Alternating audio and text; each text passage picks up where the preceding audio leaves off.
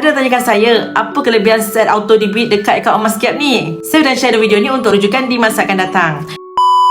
Auto debit dapat bantu kita simpan emas secara tetap setiap bulan tanpa bergantung kepada mood atau lebihan duit. Konsisten inilah keyword dalam membina hasil besar dalam jangka masa panjang. Yang kedua, tak perlu fikir atau ingat. Tak perlu risau terlupa nak simpan. Sistem akan tolak secara automatik dari akaun bank dengan mudah tanpa beban. Yang ketiga, bina aset tanpa rasa terbeban. Walaupun jumlah kecil, bila dibuat secara automatik dan konsisten, lama-lama ia akan jadi simpanan yang besar tanpa terasa. Yang keempat, kurangkan godaan berbelanja. Duit dapat terus ditukar kepada emas sebelum sempat digunakan untuk perkara lain. Ini membantu kawal kewangan menjadi lebih baik. Yang kelima, sesuai untuk semua golongan, sama ada pekerja tetap, business owner atau rider, penjawat awam, student. Auto debit dapat bantu semua orang untuk mula simpan emas tanpa perlu bajet yang besar. Dan bila set auto debit, kita mudah capai matlamat kewangan, sama ada nak simpan untuk pendidikan anak, dana kecemasan ataupun dana persaraan. Auto debit menjadikan perjalanan lebih teratur dan jelas. Auto debit bukan sekadar cara menyimpan, tetapi sistem yang membentuk disiplin dan membantu kita membina kekayaan secara senyap.